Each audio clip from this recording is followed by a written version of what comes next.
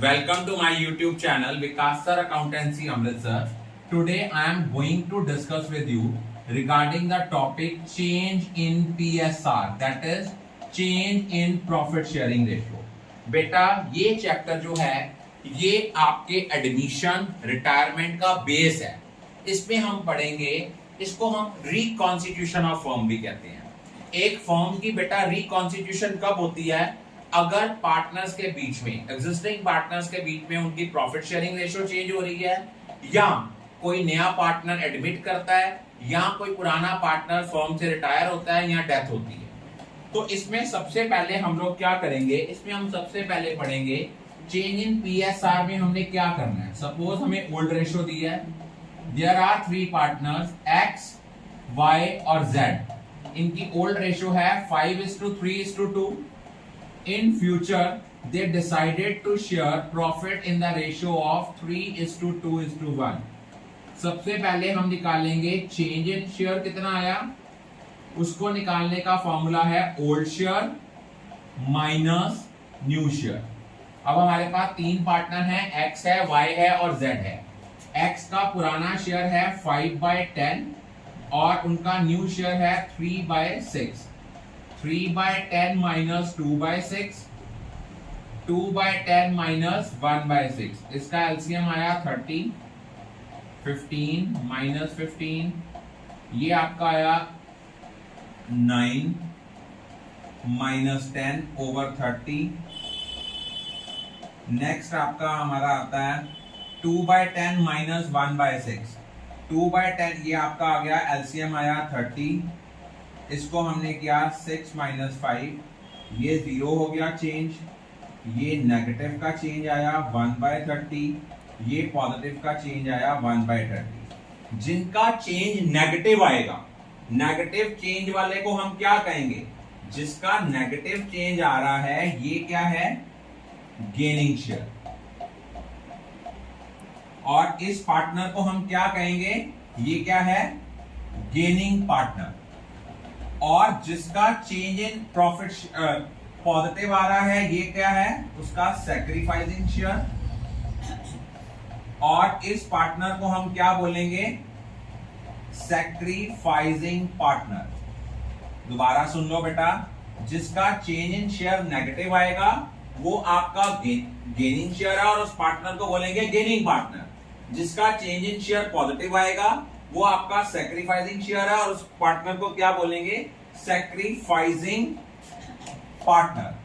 उसको हम बोलेंगे सैक्रिफाइसिंग पार्टनर. तो पहले हमारे जो इस चैप्टर का बेस है वो इससे शुरू होता है. अब सपोज कर लो, इस केस में यूजुअली एग्जामिनर एक क्वेश्चन पूछता है या 1 मार्क का क्वेश्चन आता है, who will compensate to whom in case of change in profit sharing ratio. Who will compensate to whom? Answer will be gaining partner will compensate to sacrificing partner. Gaining partner किसको compensate करेगा? sacrificing partner को. अब इस question में suppose आता है treatment of goodwill. उसको हम कैसे कंसिडर करते हैं? ट्रीटमेंट ऑफ गुडविल आप लोगों ने गुडविल वाले चैप्टर में पढ़ा था. वो क्या था? गुडविल वाले चैप्टर में हमने एक चीज बड़े अच्छे तरीके से पढ़ी थी, that is accounting standard 26. Accounting standard 26 क्या कहता है? अकाउंटिंग स्टैंडर्ड 26 कहता है हम बुक्स ऑफ अकाउंट्स में उसी गुडविल को रिकॉर्ड करते हैं जो आपकी परचेज गुडविल है. सेल्फ जनरेटेड गुडविल को रिकॉर्ड नहीं करते. मींस बैलेंस शीट में एज एन एसेट उसी गुडविल को शो करेंगे जो गुडविल आपकी परचेज गुडविल है. सपोज एक क्वेश्चन है, एक है अनु और बाला, ये दो पार्टनर्स हैं. इनकी रेशियो थी पुरानी 3:2. न्यू रेशियो इनकी हो गई 1:1. तो सबसे पहले इस क्वेश्चन में चेंज इन पीएसआर आएगा 3/5 minus 1/2, 2/5 minus 1/2, 6 minus 5. अब यहां पे देखो, अनु जो है वो क्या है? Sacrificing partner. सैक्रिफाइसिंग पार्टनर क्यों है अनु? रीजन उसका क्या है? क्योंकि अनु का जो चेंज इन शेयर आया है वो क्या आया है? पॉजिटिव है।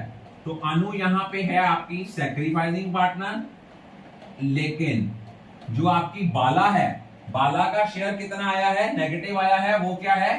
Gaining partner. अब इस क्वेश्चन में लिखा हुआ है the firm of the goodwill is valued at ₹50,000। तो अब हम इस केस में क्या करेंगे? इस केस में हम एडजस्टमेंट एंट्री करेंगे। क्या करेंगे? Gaining partner to sacrificing partners capital account. हम करेंगे Anuj capital account debit to Balas capital account, लेकिन अमाउंट कौन सी आएगी? 50,000 है। 50,000 का 1/10 अनु की कैपिटल को 5,000 के साथ डेबिट करेंगे और बाला की कैपिटल को 5,000 के साथ क्या करेंगे? क्रेडिट करेंगे। अगर यही क्वेश्चन में लिखा होता कि पार्टनर की कैपिटल फिक्स्ड है, फिक्स्ड कैपिटल के केस में ये एंट्री चेंज होके हो जानी थी Anuj current account debit to Balaj current account with 5,000। अब एक और चीज है, एक आज एक नया कंसेप्ट क्या आया है, वहां लिखा हुआ है गुडविल रेज्ड करके राइट ऑफ करो। जब हमने रेजिंग एंड राइटिंग ऑफ वाला कंसेप्ट आया है, इसके थ्रू भी हम एडजस्ट कर सकते हैं। एडजस्टमेंट पहले हम रेज करेंगे, तब एंट्री आएगी goodwill account debit to all partners capital account in old ratio. जब हम इसको राइट ऑफ करेंगे, एंट्री आएगी all partners capital account debit to goodwill in new ratio. याद रखना, जब रेज्ड करके राइट ऑफ करना है तो रेजिंग के टाइम पे जो हमने एंट्री डालनी है वो इन ओल्ड रेशियो डालनी है, और राइट ऑफ के टाइम पे जो एंट्री डालनी है वो हमने किससे डालनी है? न्यू रेशियो से। सपोज यही क्वेश्चन होता तो इस क्वेश्चन में हमारी एंट्री आनी थी goodwill account debit 50,000 to Anuj capital account 30,000 to Balas capital account 20,000। और जब हमने इसको राइट ऑफ करना था उस केस में अनु और बाला की कैपिटल को डेबिट करना था, लेकिन किस रेशो में करना था? न्यू रेशो में। एंट्री आनी थी Anil's capital account debit बालास capital account debit. उनकी न्यू रेशो इक्वली थी 25,000 टू गुडविल। अल्टीमेटली देख लो उसका नेट इफेक्ट वही आया जो आपकी एडजस्टमेंट एंट्री का नेट इफेक्ट आया था। लेकिन अगर कोई एग्जिस्टिंग गुडविल है जो ऑलरेडी बैलेंस शीट में स्टैंड कर रही है, अगर आपने एग्जिस्टिंग गुडविल को राइट ऑफ करना है, इसको ओल्ड रेशो में ही करना है। याद रखना, अगर गुडविल रेज करके राइट ऑफ करनी है तो राइट ऑफ न्यू रेशो में करनी है, लेकिन अगर कोई गुडविल जो आपकी ऑलरेडी एग्जिस्ट कर रही है उसको अगर हमने राइट ऑफ करना है, उसको हमने ओल्ड रेशो में करना है। I think all of you are clear about it. Channel Vikas sir accountancy Amritsar. Today I am going to discuss about concept of revaluation account. बेटा, रीवैल्यूएशन अकाउंट जो है ये हमारा बेस है रिकॉन्स्टिट्यूशन ऑफ फर्म का। रिकॉन्स्टिट्यूशन कब होती है? जब हमारी प्रॉफिट शेयरिंग रेशो चेंज होती है, कोई नया पार्टनर बिजनेस में एडमिट करता है, पुराना पार्टनर रिटायर होता है या किसी पार्टनर की डेथ होती है, उसको बोलते हैं रिकॉन्स्टिट्यूशन। रीवैल्यूएशन अकाउंट कब बनाते हैं? जब भी रिकॉन्स्टिट्यूशन होती है हमें अपने एसेट्स और लायबिलिटीज को रीवैल्यू और रीअसेस करना पड़ता है। ये नॉमिनल नेचर अकाउंट है। एक चीज इसमें याद रखना, अगर आपके किसी एसेट की वैल्यू इंक्रीज करेगी तो एंट्री आएगी asset account debit to revaluation account. अगर एसेट की वैल्यू इंक्रीज करेगी तो एंट्री क्या आएगी, asset account debit to revaluation account. ये कब आएगी, अगर आपके किसी एसेट की वैल्यू इंक्रीज हो रही है, और अगर एसेट की वैल्यू डिक्रीज हो रही है, अगर एसेट की वैल्यू डिक्रीज हो रही है तो एंट्री क्या आएगी, revaluation account debit to asset. अगर एसेट की वैल्यू इंक्रीज होती है तो एसेट डेबिट होगा, अगर एसेट की वैल्यू डिक्रीज होती है तो एसेट क्रेडिट होगा। अगर आपकी liability increase in the value of liability, अगर आपकी लायबिलिटी की वैल्यू इंक्रीज होती है तो एंट्री आनी है revaluation account debit to liability, क्योंकि लायबिलिटी इंक्रीज होंगी तो वो क्रेडिट होंगी। और अगर आपकी लायबिलिटी की वैल्यू डिक्रीज होती है, अगर लायबिलिटी की वैल्यू डिक्रीज होगी तो इसकी एंट्री बनेगी liability account debit to revaluation account. Liability decrease होगी तो लायबिलिटी डेबिट होगी, इंक्रीज होगी तो क्रेडिट होगी। एसेट इंक्रीज होगा तो डेबिट होगा, डिक्रीज होगा तो क्रेडिट होगा। Is it clear? उसके बाद प्रॉब्लम कहां पे आती है, अब हमें ये नहीं पता लगता इसमें अमाउंट कौन सी डालनी है। यहां पे हमने वो अमाउंट डालना है जितना इंक्रीज और डिक्रीज हुआ। अगर वर्ड यहां मान लो यहां दिया हुआ है, बैलेंस शीट दी है, बैलेंस शीट में इधर स्टॉक दिया है, यहां लिखा है स्टॉक 1 लाख, नीचे लिखा है stock is to be increased by ₹20,000, तो इट मीन स्टॉक की वैल्यू को बढ़ाना है। एंट्री होनी है stock account debit to revaluation account 20,000।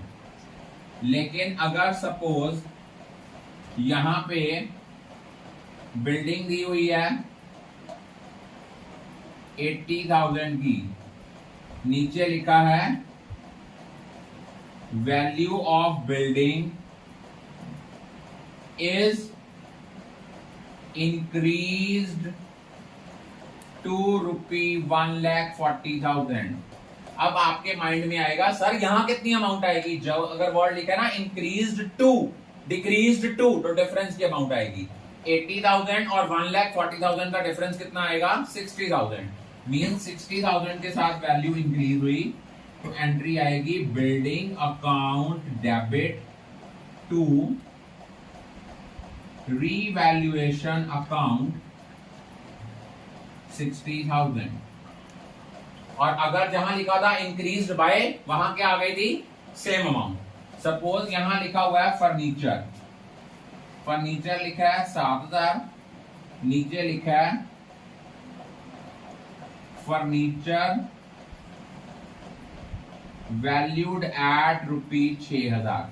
जब वैल्यूड एट लिखा है तब भी डिफरेंस की अमाउंट लेनी है। 7,000 से 6,000 आ गया, एसेट की वैल्यू कम हो गई, एंट्री आनी है revaluation account debit to furniture 1,000।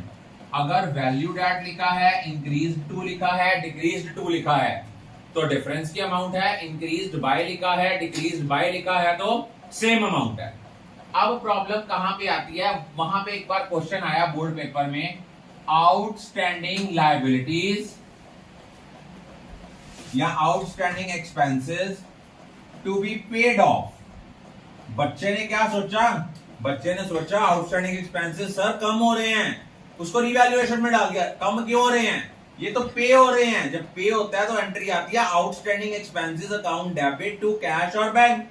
Revaluation का तो उसमें कोई लेना देना ही नहीं है, तो इसका इफेक्ट रिवैल्यूएशन अकाउंट में कभी भी नहीं आएगा। अगर मान लो आपका इंप्लॉइज प्रोविडेंट फंड इंक्रीज हो या डिक्रीज हो, इसका इफेक्ट रिवैल्यूएशन में आता है। बाकी कोई फंड इंक्रीज डिक्रीज हो उसका रिवैल्यूएशन में इंपैक्ट नहीं आता। लेकिन एक चीज और याद रखना, वर्कमैन कंपेंसेशन रिजर्व, इसका इंपैक्ट रिवैल्यूएशन में तभी आता है अगर क्लेम की अमाउंट ज्यादा है एज कंपैरेटिव टू रिजर्व। अगर क्लेम की अमाउंट बराबर है रिजर्व के या क्लेम की अमाउंट कम है एज कंपैरेटिव टू रिजर्व, तो इसका इफेक्ट रीवैल्यूएशन अकाउंट में कभी भी नहीं आएगा। अगर मान लो अक्रूड इनकम, ये याद रखना, दो चीजों में अक्सर बच्चों की गलती होती है। अक्रूड इनकम एसेट है और अनअर्न्ड इनकम ये हमारी लायबिलिटी है। अक्रूड इनकम एसेट है और अनअर्न्ड इनकम हमारी लायबिलिटी है। I think all of you are clear about it. You discuss about the topic investment fluctuation fund. बेटा इन्वेस्टमेंट फ्लक्चुएशन फंड क्या होता है? इन्वेस्टमेंट फ्लक्चुएशन फंड हम इसलिए बनाते हैं कि कल को इन्वेस्टमेंट की वैल्यू फ्लक्चुएट करती है, वैल्यू कम होती है, उसके लिए हम पहले से प्रोविजन क्रिएट करके रख देते हैं। तो इन्वेस्टमेंट फ्लक्चुएशन फंड की क्या अकाउंटिंग ट्रीटमेंट होती है इन case of change in PSR, आज हम वो डिस्कस करेंगे। पहला केस है, अगर मार्केट वैल्यू ऑफ इन्वेस्टमेंट जो है ये उतनी ही है जितनी बुक वैल्यू है। Suppose book value of investment अगर 50,000 है तो मार्केट वैल्यू ऑफ इन्वेस्टमेंट भी 50,000 है। उस केस में हम क्या करते हैं, जितना हमारा इन्वेस्टमेंट फ्लक्चुएशन फंड होता है इसको हम ऑल पार्टनर कैपिटल या करंट अकाउंट में डिस्ट्रीब्यूट करते हैं इन their old profit sharing ratio. एक चीज याद रखना, हमें भी पता है कि जितने रिजर्व और प्रोविजन हैं they are always having credit value. उसका इफेक्ट खत्म करने के लिए हम उनको डेबिट करते हैं और पार्टनर की कैपिटल या करंट अकाउंट को डेबिट करते हैं, क्रेडिट करते हैं। क्यों? क्योंकि हमने उनको पैसे देने हैं, उससे उनका कैपिटल का बैलेंस या करंट अकाउंट का बैलेंस इंक्रीज होगा। कब टर्म कैपिटल यूज करनी है, कब टर्म करंट यूज करना है, ये डिपेंड करता है कि कैपिटल कैसी है। अगर उनकी कैपिटल फिक्स्ड है तो उसके लिए हम वर्ड यूज करेंगे पार्टनर्स करंट अकाउंट।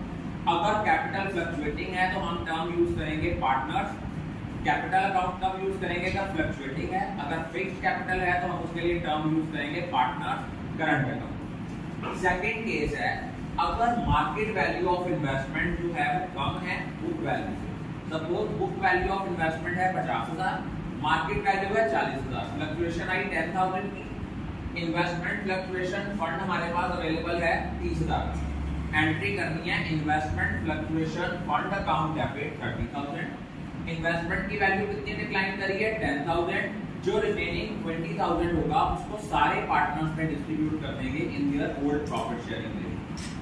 अगर मान लो मार्केट वैल्यू ऑफ इन्वेस्टमेंट जो है वो है इस केस में भी बुक वैल्यू से कम, लेकिन जो फ्लक्चुएशन है, अब देखो मार्केट वैल्यू है 10,000, बुक वैल्यू है 50,000, फ्लक्चुएशन कितनी हुई? 40,000 की। बट हमारे पास जो अवेलेबल इन्वेस्टमेंट फ्लक्चुएशन फंड है दैट इज 30,000। उस केस में क्या करेंगे, जितनी फ्लक्चुएशन इन्वेस्टमेंट फ्लक्चुएशन फंड से ओवर एंड एक्सेस है उसके लिए डेबिट करेंगे रीवैल्यूएशन अकाउंट को। यहाँ पे एंट्री बनेगी investment fluctuation fund account debit 30,000, revaluation account debit 10,000 to investment account 40,000। अब ये रीवैल्यूएशन का लॉस है, इसको सारे पार्टनर्स के कैपिटल या करंट अकाउंट में डिस्ट्रीब्यूट करेंगे इन their old profit sharing ratio. लेकिन अगर मान लो वैल्यू बढ़ गई, इन्वेस्टमेंट फ्लक्चुएशन फंड तो यूज ही नहीं हुआ। अगर इन्वेस्टमेंट की वैल्यू बढ़ गई तो फंड तो यूज नहीं होगा। फंड तो हम तभी यूज करते हैं अगर इन्वेस्टमेंट की वैल्यू फॉल करती है।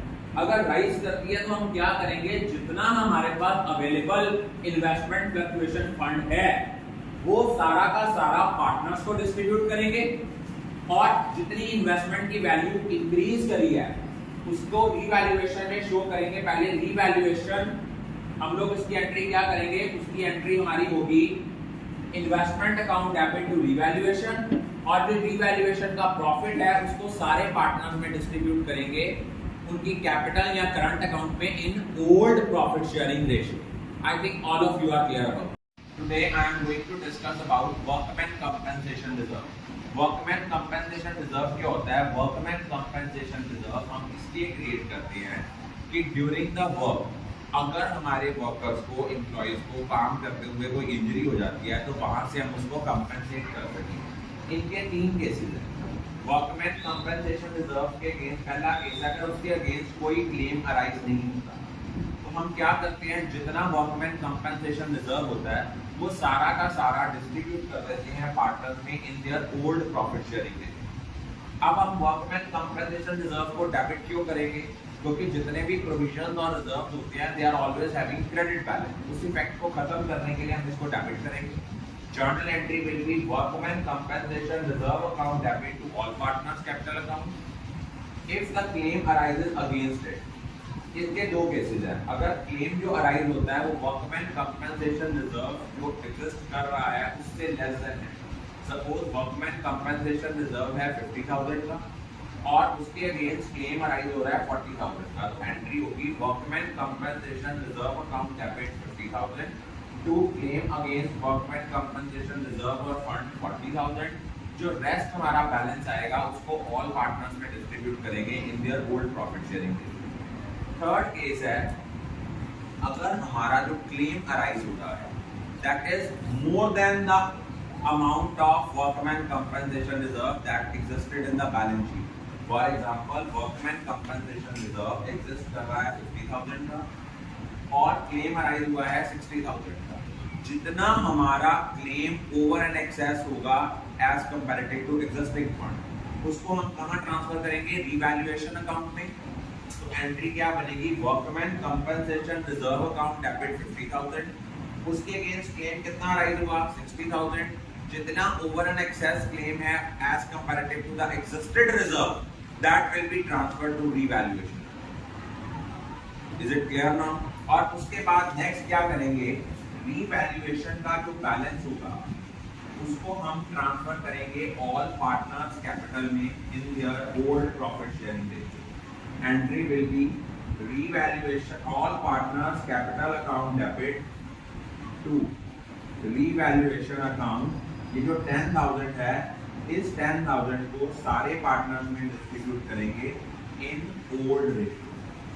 I think all of you are clear about it. Today I am going to discuss with you how to prepare partners capital account in case of reconstitution of firm.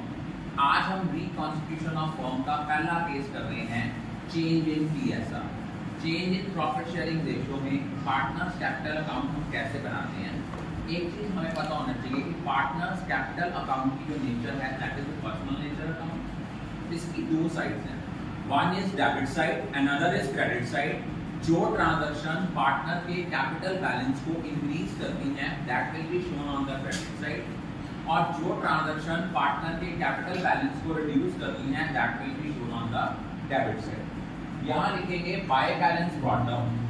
By balance brought down तब आएगा अगर balance sheet में partner का capital balance liability side पे है। Usually liability side पे होता है, लेकिन in certain circumstances it can be given on asset side.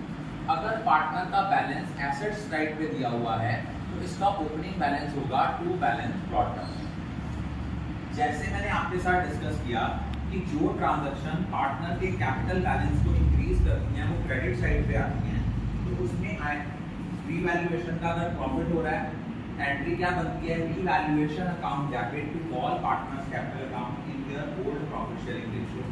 तो जब पार्टनर का कैपिटल अकाउंट बनाएंगे it will be shown as by revaluation account. अगर जर्नल रिजर्व है और ये नहीं कहा कि इसको एडजस्टमेंट एंट्री करनी है या नॉट टू बी डिस्ट्रीब्यूटेड है, तो सिंपल हम जर्नल रिजर्व को क्या करते हैं? Journal reserve account debit to all partners capital account in their old profit sharing ratio। तो partners capital में it will be shown as by journal reserve।